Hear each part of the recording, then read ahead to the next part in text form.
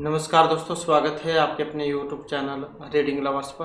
दोस्तों, आज की जो वीडियो इसमें हम करने वाले हैं आपके यूजीसी नेट के अलावा जो अन्य जो कॉम्पिटिटिव एग्ज़ाम हैं उनके लिए महत्वपूर्ण क्वेश्चन।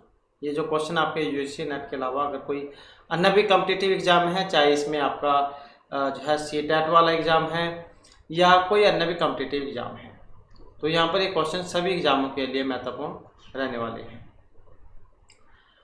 तो जिसमें हमारा यहाँ पर पहला क्वेश्चन रहेगा, निम्नलिखित सूची से गुणात्मक शोध की विशेषताओं को पहचानिए तथा नीचे दिए गए कोड की सहायता से सही उत्तर बताइए। तो गुणात्मक शोध की विशेषताओं को बताइए और नीचे दिए गए कोड से सही उत्तर आपने बताना है। जैसे प्रयोजनमूलक कथन एवं शोध प्रश्नों का निर्माण, व्यापक तरीके से प्रयोजनमूलक एवं शोध प्रश्नों को बताना, व्यक्तियों के एक लघु समूह से शब्दों के आधार पर आंकड़े इकट्ठा करना या अंकीय आंकड़ों का संग्रहण तथा संख्या विश्लेषण, पाठ विश्लेषण का उपयोग करना तथा परिणामों से व्यापक अर्थ की व्याख्या करना। तो यहाँ पर क्या है, ये कोट वाला क्वेश्चन है और कोट वाले जो क्वेश्चन होते हैं इसमें जो है एक से ज़्यादा उत्तर होते हैं। मतलब जैसे यहाँ पर दिए गए हैं, इसमें अब इनमें से कोई सा भी ऑप्शन हो सकता है। तो यहाँ पर जो इसमें हम देखें तो कौन सा वाला सही माना गया है? सही रहेगा जो ऑप्शन 1 में दिया गया है, जो ऑप्शन ए में है, जिसमें 2, 3 और 5 जो यहाँ पर सही माने गए हैं। 5 हम देख लेते हैं। पाठ विश्लेषण का उपयोग करना और परिणामों से व्यापक अर्थ की व्याख्या करना, ये इसमें शामिल है। तो क्वेश्चन था सूची से गुणात्मक शोध की विशेषताओं को पहचानने का। तो जो यहाँ पर एक तो जहाँ 5वें नंबर का आ जाता है, इसके अलावा जो यहाँ पर दूसरा और तीसरा नंबर जो है ये भी आ जाता है। व्यापक तरीके से प्रयोजनमूलक एवं शोध प्रश्नों को बताना, व्यापक तरीके से, और व्यक्तियों के एक लघु समूह से शब्दों के आधार पर आंकड़े इकट्ठे करना, लघु समूह से शब्दों के आधार पर आंकड़े इकट्ठे करना। तो ये आ जाता है गुणात्मक शोध की विशेषताओं की पहचान करना। नेक्स्ट आ जाता है हमारा क्वेश्चन यहाँ पर, निम्नलिखित में से कौन सा उच्च समज्ञानात्मक अधिगम परिणाम का उदाहरण है? तो उच्च समज्ञानात्मक अधिगम परिणाम का उदाहरण कौन सा है? तथ्यों एवं उनके अनुक्रमों का अधिगम, नियमों तथा क्रिया अनुक्रमों का अधिगम, अवधारणाओं एवं अमूर्तों का अधिगम, अभिज्ञता एवं मूल्यांकन का अधिगम।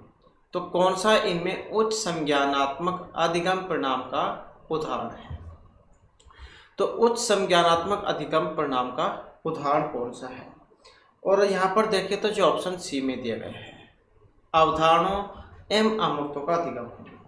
तो ज्ञानात्मक विकास मनुष्य के विकास का महत्वपूर्ण पक्ष है। और जो संज्ञान है, जैसे यहाँ पर शब्द आया था संज्ञान, इसका मतलब क्या होता है?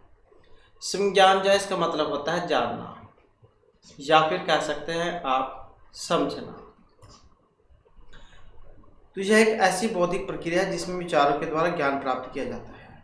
संज्ञानात्मक विकास शब्द का प्रयोग मानसिक विकास के व्यापक अर्थों में किया जाता है, जिसमें बुद्धि के अतिरिक्त सूचना का प्रत्यक्षीकरण, पहचान और व्याख्या आ जाती है। इसलिए अवधारणाओं एवं अमूर्तों का अधिगम उच्च संज्ञानात्मक अधिगम परिणाम का उदाहरण है।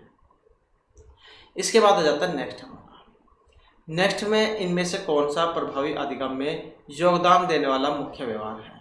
तो प्रभावी अधिगम में योगदान देने वाला मुख्य व्यवहार, किसी विद्यार्थी द्वारा कही गई बात का सार तैयार करना, किसी उत्तर का सविस्तार प्रतिपादन हेतु विद्यार्थियों को प्रोत्साहन करना, प्रत्यक्ष एवं अप्रत्यक्ष पूछने की तकनीक का उपयोग करना, सोपानिक प्रस्तुति द्वारा तार्किक क्रम में अवधारणाओं की व्याख्या करना। तो इनमें से प्रभावी अधिगम में योगदान देने वाला मुख्य व्यवहार कौन सा है? मुख्य व्यवहार की बात करें तो ऑप्शन डी वाला हमारा यहाँ पर रहेगा।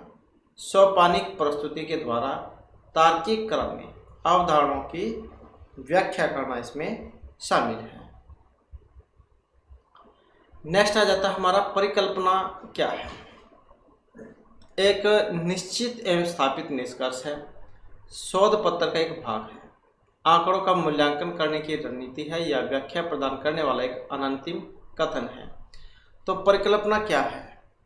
और इसको माना गया है व्याख्या प्रदान करने वाला एक अनंतिम कथन। तो परिकल्पना से जो हमारा तात्पर्य है किसी समस्या से संबंधित समस्त संभावित समाधान पर विचार करना। परिकल्पना किसी भी अनुसंधान प्रक्रिया का दूसरा महत्वपूर्ण स्तंभ है, जिसका तात्पर्य है किसी समस्या के विश्लेषण और परिभाषीकरण के पश्चात उसमें कारणों तथा कार्य कारण के संबंध में पूर्व चिंतन कर लिया गया है। अनुसंधान कार्य परिकल्पना के निर्माण और उसके परीक्षण के बीच की प्रक्रिया है, और परिकल्पना के निर्माण के बिना न तो कोई प्रयोग हो सकता है और न कोई वैज्ञानिक विधि का अनुसंधान ही संभव है। तो इस प्रकार से यह सर्वविदित है कि परिकल्पना व्याख्या प्रदान करने वाला एक अनंतिम कथन है। इसके बाद आ जाता है हमारा यहाँ पर स्थितिक पत्रक। शैक्षिक आलेखों का संग्रह है, समीक्षा आलेख प्रदान करना है, विस्तारित शोध का सारांश प्रदान करना है या मुद्दों पर बल देना एवं स्थिति का चित्रण करना है। तो स्थितिक पत्रक कौन सा है यहाँ पर?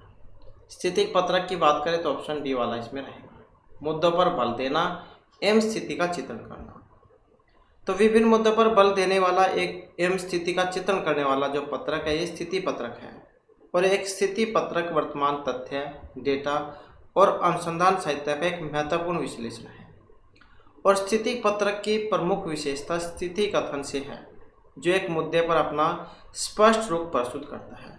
और स्थिति पत्रकों का उपयोग किसी मुद्दे विशेष पर बल देने के लिए और उसकी स्थिति को स्पष्ट करने के लिए किया जाता है। नेक्स्ट आ जाता है हमारा व्यष्टि अध्ययन, केस स्टडी जिसे कह देते हैं। अनुवांशिकी तथा सूक्ष्म जैविकी में किए गए अध्ययन है। विषय इकाई तथा इससे संबंधित स्थितियों का गहन परीक्षण है। विद्यमान सामाजिक राजनीतिक स्थिति पर रिपोर्ट है। यह स्वास्थ्य एवं स्वास्थ्य के क्षेत्र में विशिष्ट शोध है। तो व्यष्टि अध्ययन क्या है? व्यष्टि अध्ययन की बात करें तो ऑप्शन आएगा बी वाला इसमें। विषय अर्थात सब्जेक्ट इकाई तथा इससे संबंधित स्थितियों का गहन परीक्षण है। नेक्स्ट आ जाता है हमारा आंकड़ों का तृतीय स्रोत कौन सा है? आंकड़ों का तृतीय स्रोत फिल्में, होर्डिंग तथा पोस्टर, सरकार का राजपत्र, समाचार पत्र एवं पत्रिकाएं, प्राथमिक एवं द्वितीय दोनों स्रोतों से प्राप्त जानकारी, नीति पत्रकों से संग्रहित आंकड़े। तो आंकड़ों का जो तृतीय स्रोत कौन सा है? तृतीय स्रोत है जो ऑप्शन सी में दिए गए हैं, प्राथमिक एवं द्वितीय दोनों स्रोतों से प्राप्त जानकारी। तो प्राथमिक स्रोत में वास्तविक स्थिति एवं सही समय पर उपलब्ध आंकड़े शामिल होते हैं, और जो द्वितीय आंकड़े हैं इसमें किसी अन्य माध्यम से प्राप्त किए गए आंकड़ों को शामिल किया जाता है। नेक्स्ट है हमारा ऑनलाइन कक्षा के माध्यम से प्रत्यक्ष भागीदारी एवं अंतःक्रिया को प्रोत्साहित करने वाला अन्वेषण क्या कहलाता है? तो ऑनलाइन कक्षा के माध्यम से प्रत्यक्ष भागीदारी और अंतःक्रिया को प्रोत्साहित करने वाला अन्वेषण, तो इसको समकालिक अन्वेषण, असमकालिक अन्वेषण, पारंपरिक अनुदेशन या सैद्धांतिक अनुदेशन, तो इसको क्या कहा जाता है? तो ऑनलाइन कक्षा के माध्यम से प्रत्यक्ष भागीदारी और अंतःक्रिया को प्रोत्साहित करने वाला अनुदेशन।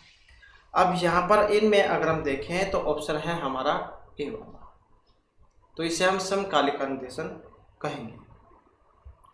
समकालिक अन्वेषण क्या है? जिसमें शोधार्थी की प्रत्यक्ष भागीदारी उसी समय होती है जिस समय अन्वेषण प्रक्रिया चल रही होती है।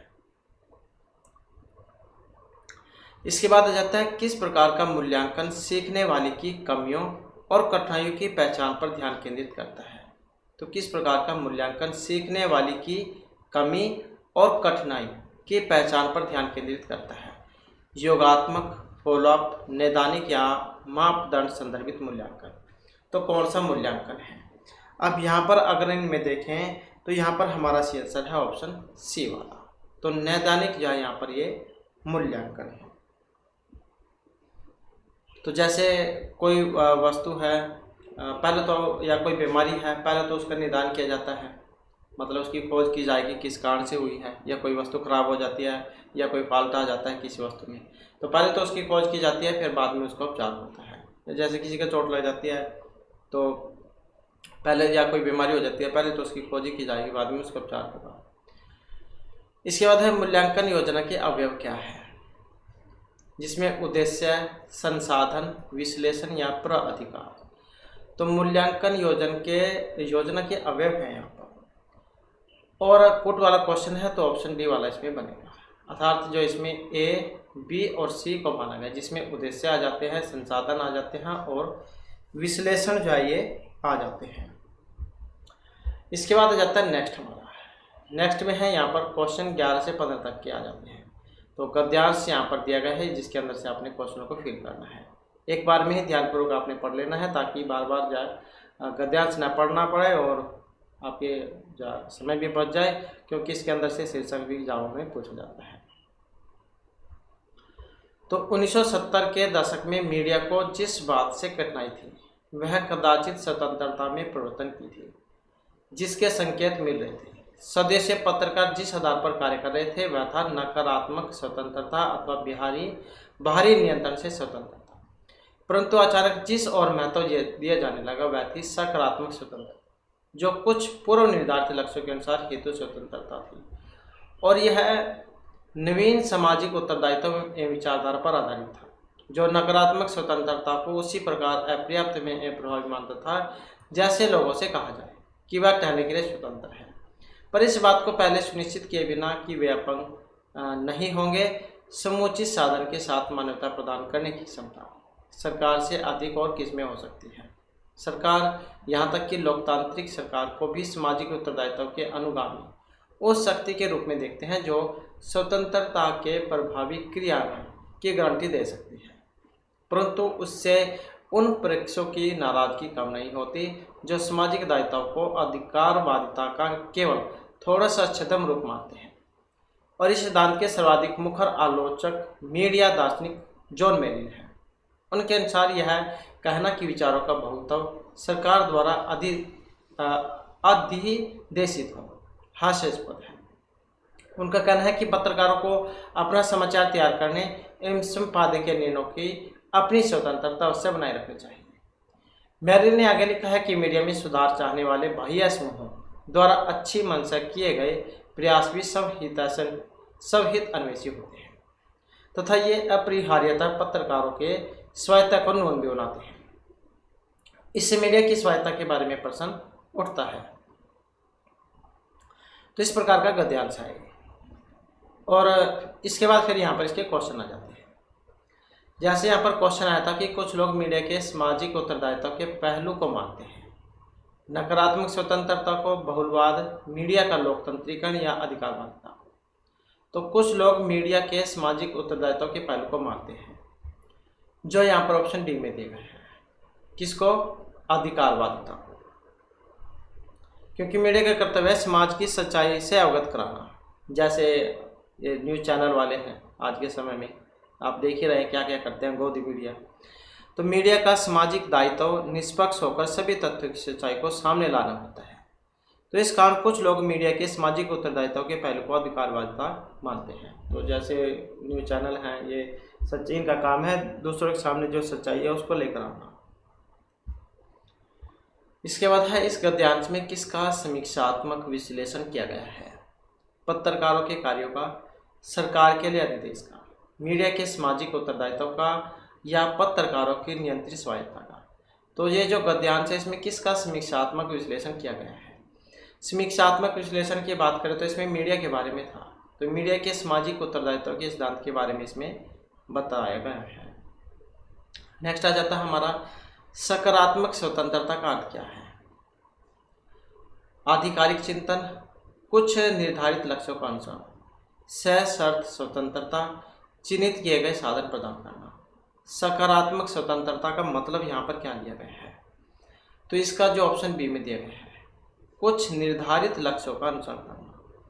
तो वह स्वतंत्रता जिसमें व्यक्ति किसी सकारात्मक कार्य के लिए बंधनों से परे जाकर कार्य करता है या अपनी सीमा से बाहर जा सकता है, सकारात्मक स्वतंत्रता कहलाती है। और इसमें कुछ निर्धारित लक्ष्यों के अनुसरण में कार्य किया जाता है। सकारात्मक स्वतंत्रता का अर्थ कुछ निर्धारित लक्ष्यों का अनुसरण करना माना गया है। नेक्स्ट आ जाता है जॉन मेरिल के अनुसार मीडिया में सुधार लाना समुचित है, अच्छी मंशा है, अपरिहार्य या सबहित अन्वेषी है। तो इनके अनुसार मीडिया में सुधार लाना क्या है, तो इनके अनुसार जो है यहाँ पर स्वहित अन्वेषी इसमें माना गया है। इसके बाद है पहले पत्रकारों के कार्य करने का क्या आधार होता था, सीमित विकल्प की स्वतंत्रता, सामाजिक उत्तरदायित्व, बाह्य दबाव से मुक्ति या सरकारी नियंत्रण।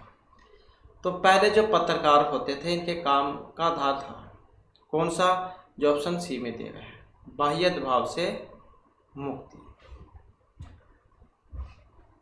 तो पहले जब पत्रकारों का कार्य था बिना दबाव के काम करना, किंतु आज के समय में पत्रकार विभिन्न प्रकार के बाह्य दबाव, जैसे कभी राजनीतिक दबाव है, कभी आर्थिक है, तो कभी सामाजिक शोषण के भयावह कार्य करते हैं। जैसे आज के न्यूज़ चैनल हैं, तो ये क्या है, जो बड़े बड़े पूंजीपति हैं वो जैसे कह देते हैं वैसे बोलते हैं, चाहे वो गलत है ठीक है। तो ऐसे बहुत से न्यूज़ चैनल हैं जो है बात को सच्चाई न दिखाकर कुछ और ही दिखाते हैं, तो उनके ऊपर बाह्य दबाव होता है। पहले जो एक ही चैनल आता था, डीडी न्यूज़, दूरदर्शन, सरकारी चैनल था, लेकिन आज के समय में देख सकते हैं आप कितने सारे चैनल हो गए हैं। इसके बाद है अभिकथन, मीडिया से होने वाले मनोरंजन से समाज के सांस्कृतिक स्तर में वृद्धि नहीं होती है। और इसका तर्क है कि मीडिया से होने वाला अधिकांश मनोरंजन पलायनवाद को बढ़ावा देता है, न कि अंतः वस्तु की गुणवत्ता को। तो इनमें कौन से वाला सही बनेगा, कथन ए या आर, कि मीडिया से होने वाले मनोरंजन से समाज के सांस्कृतिक स्तर में वृद्धि नहीं होती, और इसका तर्क है कि मीडिया से होने वाला अधिकांश मनोरंजन पलायनवाद को बढ़ावा देगा, न कि अंतः वस्तु की गुणवत्ता को। अब यहाँ पर अगर हम इनमें से देखें तो ऑप्शन जाए को यहाँ पर माना गया है, ए और आर दोनों सही है, आर ए की सही व्याख्या कर रहा है, मतलब ये दोनों ही लाइनें यहाँ पर सही है और दोनों ही जो एक दूसरे के बारे में सही बात यहाँ पर बता रहे हैं। इसके बाद है कक्षा के अंतर्गत गुण अर्थक संप्रेषण, प्रत्यक्ष अंतर्निहित क्रांति क्या स्पष्ट है। तो कक्षा के अंतर्गत गुणार्थक संप्रेषण क्या है, और यहाँ पर माना गया जो ऑप्शन सी में है। तो यहाँ पर क्या है, अंतर्गत अंतर्निहित। तो इस प्रकार से कुछ शब्द होते हैं जिन्हें देखकर आप सही आंसर पर पहुंच सकते हैं। नेक्स्ट है, यदि कुछ दूध दही है कथन सही है, तो कौन से वाला गलत है। कुछ दूध दही है, कोई दूध दही नहीं है। जब कुछ दूध दही है तो क्या कोई दूध दही नहीं है, सब दूध दही है। कुछ दही दूध है, कुछ दूध दही नहीं है। तो कौन सा गलत है यहाँ पर। गलत की बात करें तो ऑप्शन ए वाला कि कोई दूध दही नहीं है, कुछ दूध दही है। सब दूध दही हो सकते हैं, कुछ दही दूध हो सकते हैं, क्योंकि आपस में संबंध है। कुछ दूध दही नहीं है, तो ऑप्शन ए जो है यहाँ पर इसको माना गया है। नेक्स्ट आ जाता है हमारा यहाँ पर संप्रेषण की भाषा में शामिल है यादृच्छिक जगत, सामाजिक, ईश्वरीय या अपवित्र जगत। तो संप्रेषण की भाषा में शामिल है जो यहाँ पर ऑप्शन बी में दिया गया है, कौन सा, सामाजिक जगत। इसके बाद है नीचे दिए गए विकल्प से लुप्त पद बताइए। तो यहाँ पर कुछ क्रम चला हुआ है, अब कौन सा क्रम यहाँ पर चला हुआ है। तो यहाँ पर देखें तो जैसे ये है, तो ओ एन और के, तो ये वाला अगर हम क्रम देखें तो अगर हम यहाँ पर के से एन तक चलते हैं, जी एच जे के एल एम एन, तो इस प्रकार से यहाँ पर तीन तीन जो है यहाँ पर बीच में अल्फ़ाबेट आ जाते हैं। तो इसी आधार पर यहाँ पर इससे कम 3 कर लो, या फिर यहाँ से अगर लगाएं तो यहाँ से देख लो। तो यहाँ से 3 के से 3 जोड़ लो, इसमें कौन सा आएगा, तो एच जो है यहाँ पर आएगा, HIJK। तो इसी प्रकार से जो है यहाँ पर 3 जो यहाँ पर अल्फ़ाबेट है इनका क्रम चला हुआ है। तो इसी प्रकार से जब हम इसका देखेंगे तो यहाँ पर जो है GA बनेगा, और इसी प्रकार से नेक्स्ट में F, तो HGF जो है बनेगा। इसके बाद है नेक्स्ट हमारा कुल 10,000 तक की बिक्री में मनोज का कमीशन था 10% और इससे अधिक की कुल बिक्री में उसका कमीशन था 5% का। तो अपना कमीशन काटने के बाद वह अपनी कंपनी पर को 75,000 प्रदान करता है। तो बिक्री की कुल धनराशि क्या है? तो कुल थी 10,000 की बिक्री में मनोज का कमीशन था 10% और अगर इससे ज़्यादा की थी तो उसका कमीशन था 5%। अपना कमीशन काटने के बाद वह अपनी कंपनी को 75,000 दे देता है। तो कुल जो यहाँ पर राशि कितनी थी?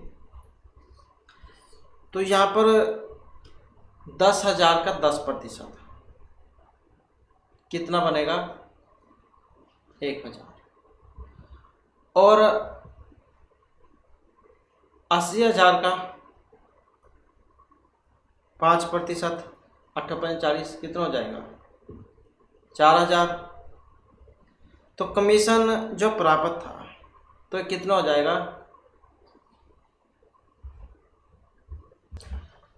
तो यहाँ पर जो है हम 1,000 और 4,000 ये जोड़ के हो जाएंगे 5,000 और 80,000 में से जब हम 5,000 कम करेंगे तो ये आ जाएगा 75,000।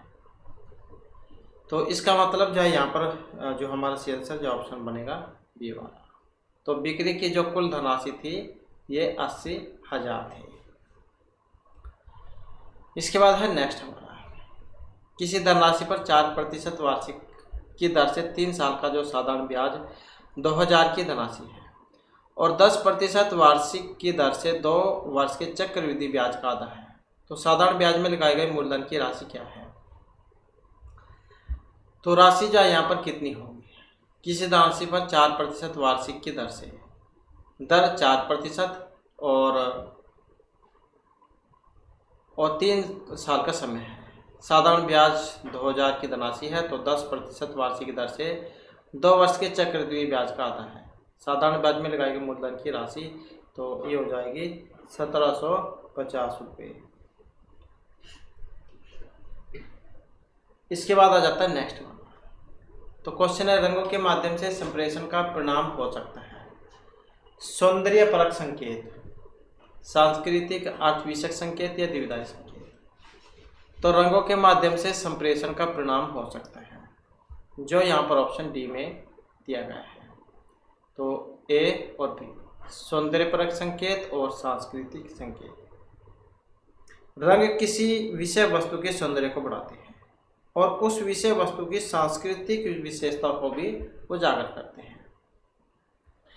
नेक्स्ट आ जाता है, ज्ञान तक पहुंचने की किस विधि में संयुक्त रूप से विशिष्ट से सामान्य की ओर और सामान्य से विशिष्ट की ओर बढ़ने पर बल दिया जाता है?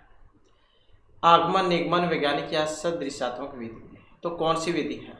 ज्ञान तक पहुंचने की किस विधि में संयुक्त रूप से विशिष्ट से सामान्य की ओर और सामान्य से विशिष्ट की ओर बढ़ने पर बल दिया जाता है?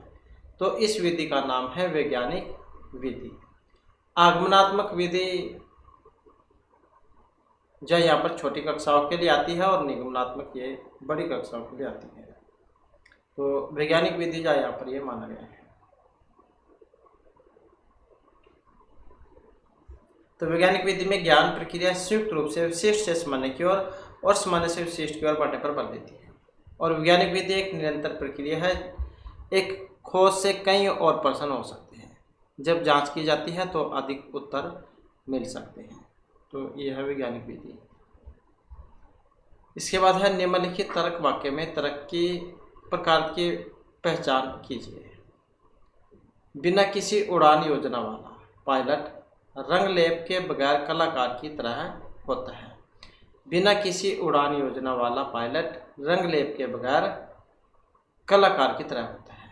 तो इसे सादृश्यमूलक, निगमन, आगमन या परिकल्पनात्मक कहा जाएगा। तो यहाँ पर अगर हम इनमें देखें तो ऑप्शन बनेगा ये वाला, तो ये आ जाएगा सदृश्यमूलक। तो बिना किसी उड़ान योजना वाला पायलट रंग लेप के बगैर कलाकार की तरह है। तो सादृश्यमूलक जो है यहाँ पर उसे कहा जाएगा। नेक्स्ट आ जाता है हमारा यहाँ पर, संप्रेषण प्रक्रिया में संकेत किससे अर्थ प्राप्त करते हैं? विभिन्न अवयवों की व्यक्तिनिष्ठता से। विसंकेतक आधार डिकोडर की वस्तुनिष्ठता से, अंतर संबंधों के नेटवर्क से या चैनल की निष्पक्षता से। तो संप्रेषण प्रक्रिया में संकेत किस अर्थ को प्राप्त करते हैं, और जो ऑप्शन सी में दिया गया है तो अंतर संबंधों के नेटवर्क से। इसके बाद है किसी थैली में 5, 10, 25 पैसे की कुल 3, 2 और 1 अनुपात में सिक्के हैं। यदि कुल मिलाकर इसमें रुपए 60 हैं तो उसमें 5 पैसे के कितने सिक्के हैं। तो यहाँ पर 5, 10 और 25 पैसे के सिक्कों का जो अनुपात है ये 3, 2 और 1 है। टोटल जो है यहाँ पर 60 रुपये हैं। तो 5 पैसे वाले जो है वो आपने बताने हैं कितने हैं इसमें। तो यहाँ पर इनकी जो संख्या है ये 300 है, जो ऑप्शन सी में दी गई है।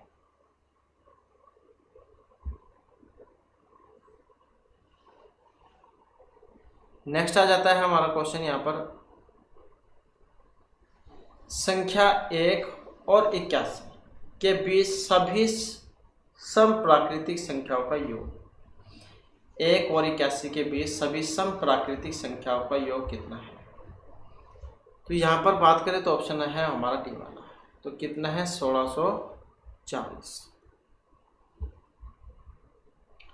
इसके बाद आ जाता है यहाँ पर कथन निष्कर्ष वाला क्वेश्चन। तो यहाँ पर आधार वाक्य आधारित कथन है सभी बिल्लियाँ कुत्ते हैं। तो क्या है सभी बिल्लियाँ कुत्ते हैं। तो आप अपने अनुसार इसको इनके नाम रख सकते हैं। सभी बिल्लियाँ कुत्ते हैं और सभी कुत्ते गाय हैं। सभी जो कुत्ते हैं ये क्या है गाय हैं। सभी बिल्लियाँ कुत्ते हैं, सभी कुत्ते गाय हैं। तो यहाँ पर निष्कर्ष कौन सा निकल रहा है। सभी बिल्लियाँ गाय हैं। क्या सभी बिल्लियाँ गाय हो सकती है। तो हो सकती है। कुछ गाय बिल्लियाँ हो सकती। क्या कुछ गाय बिल्लियाँ हो सकती हैं। सभी कुत्ते बिल्ली हैं। क्या सभी कुत्ते बिल्ली हो सकते हैं। कोई गाय कुत्ता नहीं है। क्या कोई गाय कुत्ता नहीं है। तो गलत बात। तो इस आधार पर अगर हम देखें तो कौन से वाला यहाँ पर सी आंसर इसमें बनेगा। तो यहाँ पर अगर हम सी आंसर की बात करें तो इसमें जो है हमारा ऑप्शन सी वाला बनेगा। तो ए और बी सभी बिल्लियाँ गाय हैं, कुछ गाय बिल्ली हैं।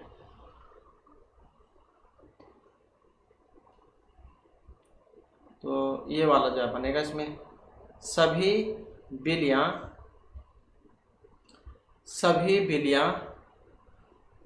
गाय हैं। सभी बिल्लियाँ गाय हैं, कुछ गाय बिल्ली है।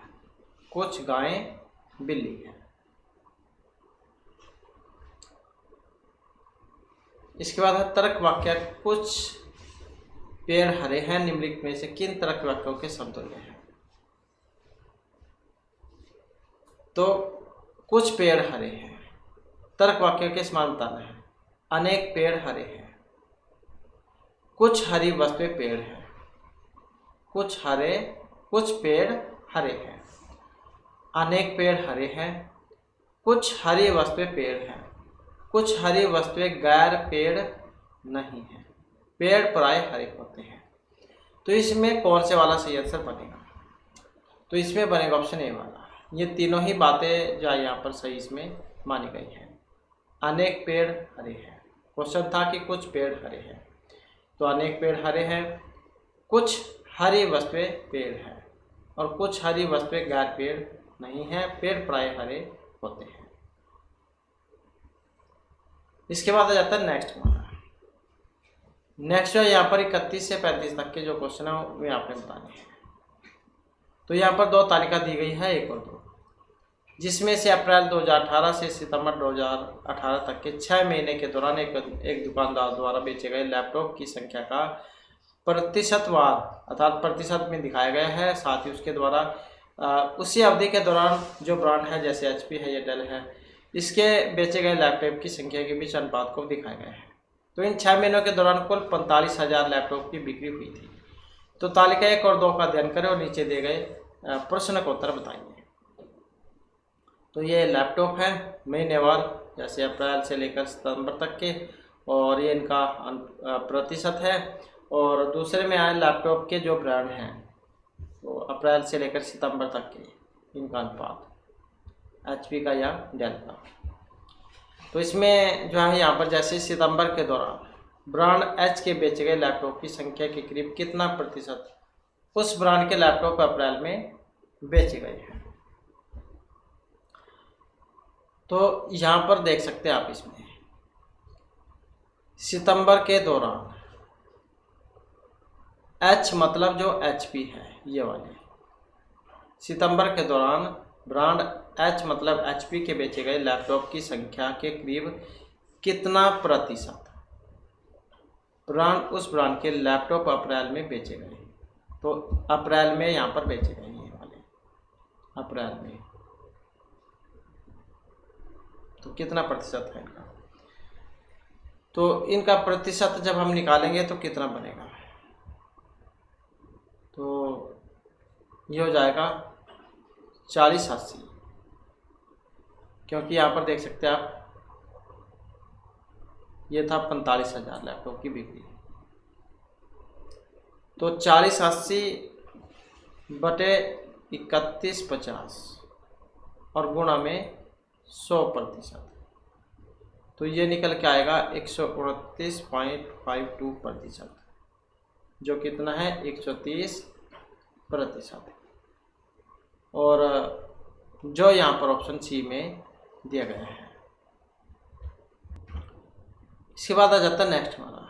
नेक्स्ट में है मई और जून दोनों महीनों को मिलाकर ब्रांड डी के कुल कितने लैपटॉप बेचे गए।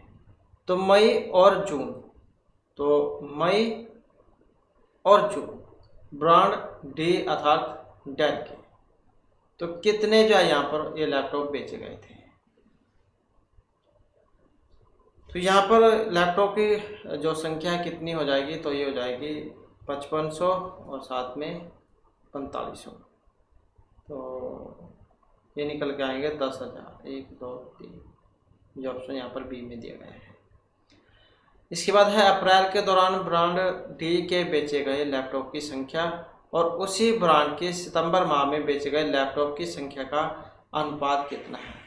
तो अप्रैल के दौरान ब्रांड डी के बेचे गए लैपटॉप की संख्या और उसी ब्रांड के सितंबर माह में बेचे गए लैपटॉप की संख्या, तो अप्रैल और सितंबर, तो यहाँ पर अप्रैल और सितंबर इनके बताने हैं। तो यहाँ पर इनमें देखें इनका जो अनुपात है तो कितना होगा, तो ये होगा 35-70 और 40-50, जो निकल के आएगा 119:135, जो यहाँ पर ऑप्शन सी में दिया गया है। इसके बाद है यदि अगस्त के दौरान ब्रांड एच मतलब HP के लैपटॉप 35% के रियायत अर्थात डिस्काउंट पर बेचे गए थे, तो उसी महीने के दौरान ब्रांड एच के कितने लैपटॉप बिना रियायत के बेचे गए थे। यदि अगस्त के दौरान HP के लैपटॉप 35% डिस्काउंट पर बेचे गए, तो उसी महीने के दौरान ब्रांड एच के कितने लैपटॉप बिना रियायत के बेचे गए।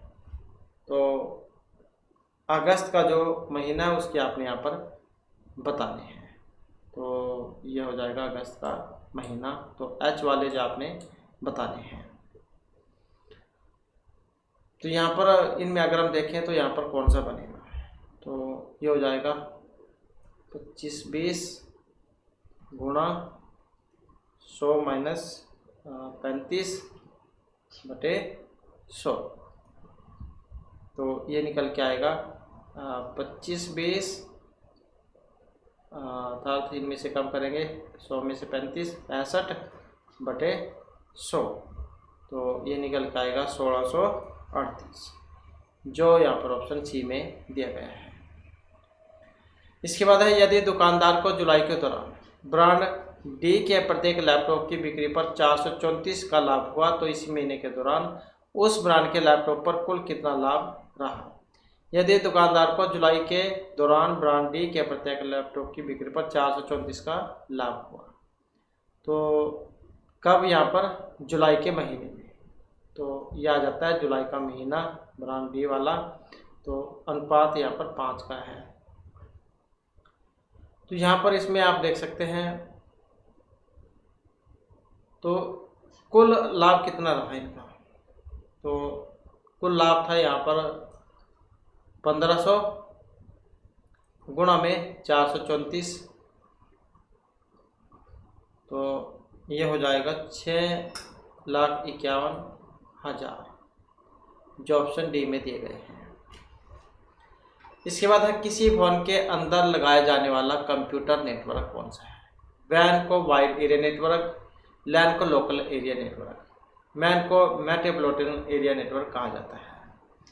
तो किसी भवन के अंदर लगाया जाने वाला कंप्यूटर नेटवर्क कौन सा है, और जो ऑप्शन सी में यहाँ पर दिया गया है तो ये होता है लोकल एरिया नेटवर्क, जिसका प्रयोग 2 या 2 से अधिक कंप्यूटर को जोड़ने के लिए किया जाता है। और जो लोकल एरिया नेटवर्क स्थानीय स्तर पर काम करने वाला नेटवर्क है, इसे संक्षेप में लैन कहा जाता है। और एक ऐसा कंप्यूटर नेटवर्क है जो स्थानीय इलाकों जैसे घर, कार्यालय या भवन समूह को कवर करता है। इसके बाद है कौन सा प्रोप्राइटरी सिस्टम सॉफ्टवेयर का उदाहरण है। Linux, Microsoft inter explorer, Microsoft office या विंडोज। तो कौन सा प्रोप्राइटरी सिस्टम सॉफ्टवेयर का उदाहरण है, जो ऑप्शन डी में दिया गया है माइक्रोसॉफ्ट विंडो। नेक्स्ट आ जाता है निम्नलिखित में से कौन सी संस्था समाज विज्ञान की सभी शाखाओं की शोध गतिविधियों का समन्वय करती है, उनको बढ़ावा देती है और उनका वित्त पोषण करती है। तो ये ICPR नई दिल्ली, IIAS शिमला, ICSSR नई दिल्ली या NUEPA नई दिल्ली है। तो कौन सी संस्था समाज विज्ञान की सभी शाखाओं की शोध गतिविधियों का समन्वय करती है और उनको बढ़ावा देती है, उनका वित्त पोषण करती है, और जो यहाँ पर ऑप्शन सी में दी गई है ICSSR नई दिल्ली। तो भारतीय सामाजिक विज्ञान अनुसंधान परिषद, इसकी जो स्थापना जो है ये हुई थी 1969 में।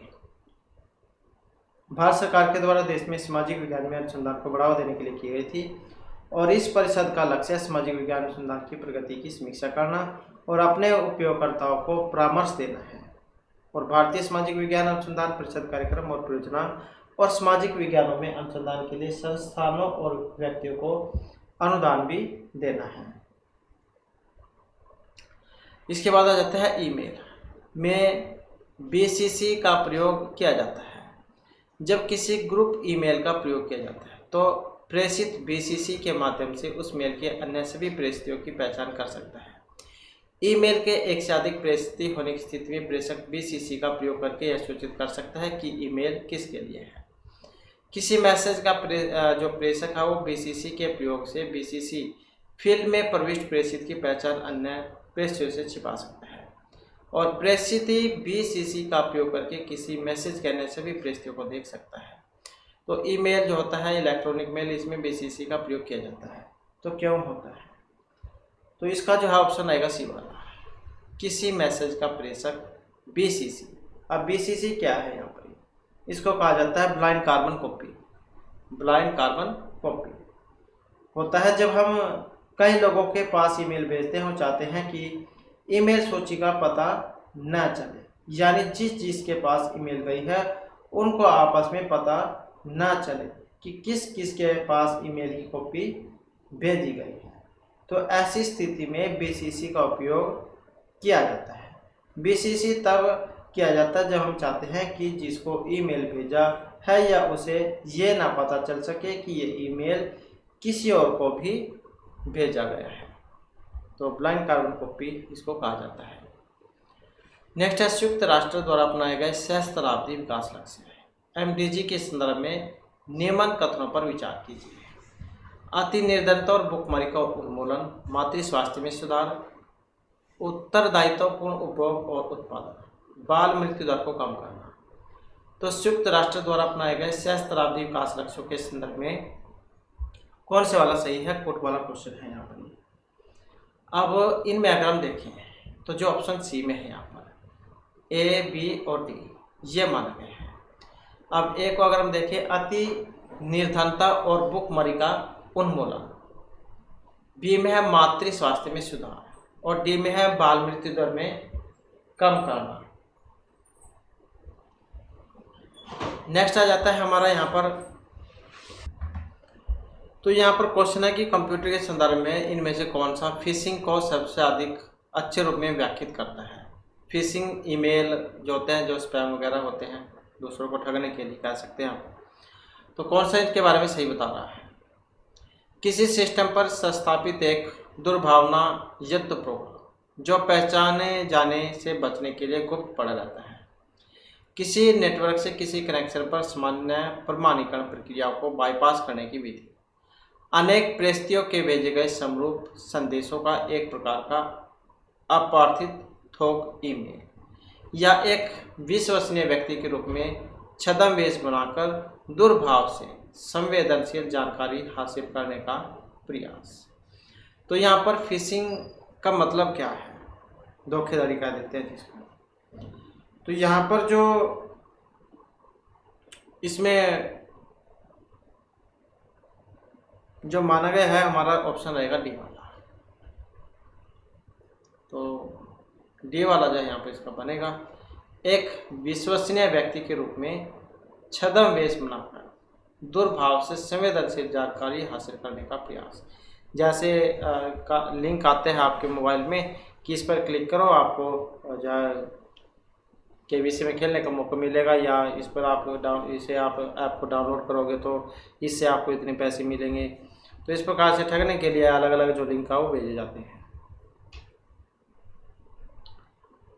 नेक्स्ट आ जाता है हमारा, इनमें से किस प्राचीन भारतीय विश्वविद्यालय में मुख्यतः विद्वानों के लेखन के माध्यम से तिब्बत की संस्कृति और सभ्यता का निर्माण हुआ था। तो किस प्राचीन भारतीय विश्वविद्यालय में विद्वानों के लेखन के माध्यम से तिब्बत की संस्कृति और सभ्यता का निर्माण हुआ था। नालंदा, विक्रमशिला, जगदलला या मिथिला। तो यहाँ पर जो इनमें है ये ऑप्शन बी में जो दिया गया है, तो ये विक्रमशिला है। तो ये जो प्राचीन भारतीय जो विश्वविद्यालय था विक्रमशिला, इसकी स्थापना की थी धर्मपाल ने, और इस विद्यालय का तिब्बत के साथ प्रारंभ से ही विशेष संबंध रहा है। और विक्रमशिला विश्वविद्यालय में विद्या अध्ययन के लिए आने वाले तिब्बत के विद्वानों के लिए अलग से अतिथिशाला थी। विक्रमशिला से अनेक विद्वान तिब्बत गए थे और तब वहां उन्होंने कई ग्रंथों का तिब्बती भाषा में अनुवाद किया, और इन विद्वानों में सबसे अधिक प्रसिद्ध दीपंकर श्री ज्ञान थे, जो उपाध्याय अतीश के नाम से विख्यात है। तो ऑप्शन जो है बी वाला होगा। इसके बाद यहाँ पर कथन और तर्क वाला क्वेश्चन। किसी शहर के मध्य भाग में रात का तापमान अगल बगल के ग्रामीण क्षेत्रों के समकालिक तापमान से आमतौर पर अधिक रहता है। इसका तर्क है कि शहरी क्षेत्र में होने वाली विकिरण हानियाँ ग्रामीण क्षेत्र में होने वाली विकिरण हानि से कम होती है। तो जैसे शहर है, शहर में गर्मी अधिक होती है गांव की अपेक्षा, क्योंकि वहाँ पर प्रदूषण ज़्यादा होता है, गांव में हरियाली ज़्यादा होती है। तो कौन से वाले बात यहाँ पर इनमें सही है, और यहाँ पर जो है ऑप्शन ए वाला माना गया है। दोनों ही बातें सही हैं और दोनों ही एक दूसरे के बारे में सही बात बता रहे हैं, क्योंकि जहाँ पर प्रदूषण ज़्यादा होगा तो गर्मी भी वहाँ पर ज़्यादा होगी। इसके बाद है, इनमें से कौन सी आपदा नाभिकीय आपदा की श्रेणी में आती है। फुकुशिमा आपदा, चेरनोबिल आपदा, 3 माइल आइसलैंड घटना या दिल्ली इन कैनाल डिजास्टर। तो कौन सी आपदा नाभिकीय आपदा की श्रेणी में आती है। अब यहाँ पर देखिए तो कौन से वाला बनेगा। यहाँ पर रहेगा जो ऑप्शन ए में दिया गया है, ए, बी और सी, मतलब जो यहाँ पर तीनों के तीनों ही सही बातें हैं। तो कौन सी आपदा नाभिकीय आपदा की श्रेणी में आएगी। फुकुशिमा आपदा, चेरनोबिल आपदा और 3 माइल आइसलैंड घटना। तो ए, बी, सी जो यहाँ पर इसमें मानी गई है। नेक्स्ट है, भारत में परीक्षा प्रणाली की समस्याओं पर विशेष पर निम्नलिखित रिपोर्ट में किस एक रिपोर्ट का भाग है। भारत में परीक्षा प्रणाली की समस्याओं पर विशेष बल निम्नलिखित रिपोर्ट में किस एक रिपोर्ट का भाग है। कलकत्ता विश्वविद्यालय आयोग की रिपोर्ट, विश्वविद्यालय शिक्षा आयोग की रिपोर्ट 1964 से 66 वाली, हार्टोग कमेटी की रिपोर्ट, या यूजीसी को विश्वविद्यालय शिक्षा का स्तर 1965। तो भारत में परीक्षा प्रणाली की समस्याओं पर विशेष बात। रिपोर्ट में एक रिपोर्ट कौन सा भाग है, और जो यहाँ पर दी गई है ऑप्शन डी, यूजीसी अर्थात विश्वविद्यालय शिक्षा का स्तर संबंधी रिपोर्ट 1965। नेक्स्ट आ जाते हैं यहाँ पर कथन वाला क्वेश्चन है। कथन एक दिया है कि इंटरनेशनल सोलर अलायंस के अधिकांश सदस्य देश कर्क रेखा और मकर रेखा के बीच स्थित है। तो इंटरनेशनल सोलर अलायंस के अधिकांश सदस्य देश कर्क रेखा और मकर रेखा के बीच में है। कथन दो है कि जापान इंटरनेशनल सोलर अलायंस एक सदस्य देश है। तो कौन से वाला कथन इनमें सही है? तो यहाँ पर सही कथन को अगर हम देखें तो ऑप्शन जो सी वाला इसमें बनेगा। एक और दो दोनों ही जो यहाँ पर इसमें सही है कि इंटरनेशनल सोलर अलायंस के अधिकांश सदस्य देश कर्क रेखा और मकर रेखा के बीच में है, और दो है कि जापान इंटरनेशनल सोलर अलायंस का एक सदस्य देश है। इसके बाद आ जाता है भारत की शैक्षिक जरूरतों को पूरा करने के लिए इग्नू द्वारा शुरू किया गया ज्ञानवाणी का किसे संदर्भित करता है? उपग्रह आधारित शैक्षिक टीवी चैनल, शैक्षिक FM radio network, academic network की वैश्विक पहल या फॉक्स। तो जो इग्नू है इंदिरा गांधी ओपन यूनिवर्सिटी इग्नू, तो भारत की शैक्षिक जरूरतों को पूरा करने के लिए इग्नू द्वारा शुरू किया गया ज्ञानवाणी का किसे संदर्भित करता है? और इनमें अगर हम देखें तो ऑप्शन जो हमारा बी वाला बनेगा, शैक्षिक एफएम रेडियो नेटवर्क। इसके बाद है पेरिस समझौते का उद्देश्य इस शताब्दी में तापमान वृद्धि को पूर्व औद्योगिकीकरण स्तर से कितना डिग्री सेल्सियस ऊपर सीमित करना है? 1, 2, 5 या 3। तो पेरिस समझौते का उद्देश्य इस शताब्दी में तापमान वृद्धि को पूर्व औद्योगिकीकरण स्तर में कितना डिग्री सेल्सियस ऊपर सीमित करना है, और जो यहाँ पर ऑप्शन बी में दी गई है तो 2 डिग्री सेल्सियस। इसके बाद है जतिन के लैपटॉप में एक एलसीडी स्क्रीन है। एलसीडी का मतलब जो फुल फॉर्म है वो क्या होती है? तो यहाँ पर ये तो वैसे ही दिया गया जाने के लिए सीधा अगर हम बात करें तो एलसीडी की फुल फॉर्म यहाँ पर इसमें पूछी गई है। तो फुल फॉर्म की अगर हम यहाँ पर बात करें तो जो ऑप्शन डी में दी गई है लिक्विड क्रिस्टल डिस्प्ले को कहा जाता है एलसीडी को। इसके बाद है निम्नलिखित में से कौन सा विश्वविद्यालय 1857 के दौरान स्थापित होने वाला प्रथम 3 विश्वविद्यालयों में एक नहीं है? तो 1857 के दौरान स्थापित होने वाले प्रथम 3 विश्वविद्यालयों में से एक नहीं है। कौन सा? जो ऑप्शन सी में दिया गया है, तो ये दिल्ली विश्वविद्यालय है। तो इस प्रकार से जो हमारे आज क्लास वाली महत्वपूर्ण क्वेश्चन थे, नेक्स्ट वीडियो इसमें आपके लिए नए जो महत्वपूर्ण क्वेश्चन हम लेकर आएंगे। और हमारे साथ अंत बनाने के लिए धन्यवाद।